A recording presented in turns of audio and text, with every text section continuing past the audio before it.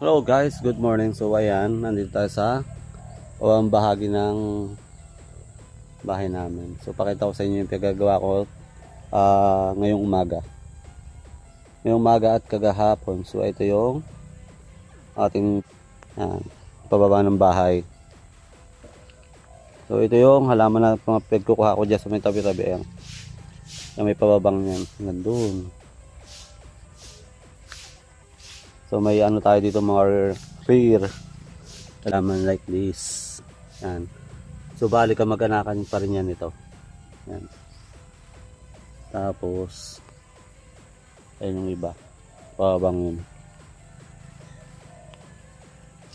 Tapos may isa pa ditong naiiba din. Itong ano. Yan. Parang ano yung ano niya. Yan. Iba siya dito. Ayun hanggang doon.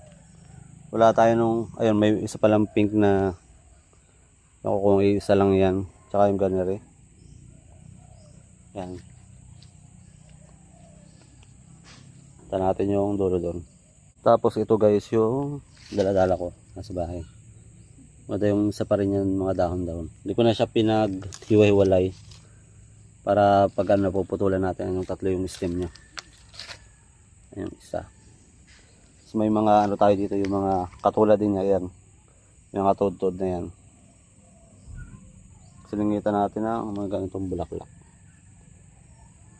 Ito yun yung ano niya. Mga pagputol-putol ko sa bahay. Tapos may mga puti pa tayo dito. Ito kulay white yan.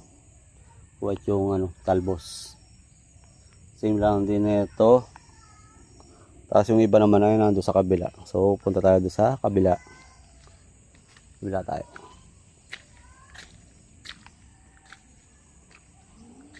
Ayan, punta natin. Ito yung mga halaman sinanay ng mga ano. Mga ganyan. Ito yung ibang halaman.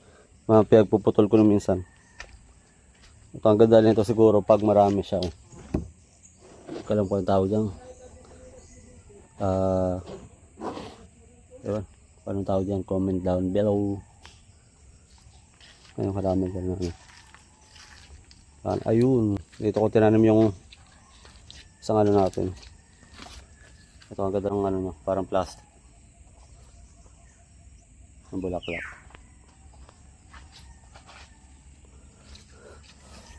Yung mga damo-damo nyo. Dito tayo yung tinanim natin minsan. Yan. Yung papwa.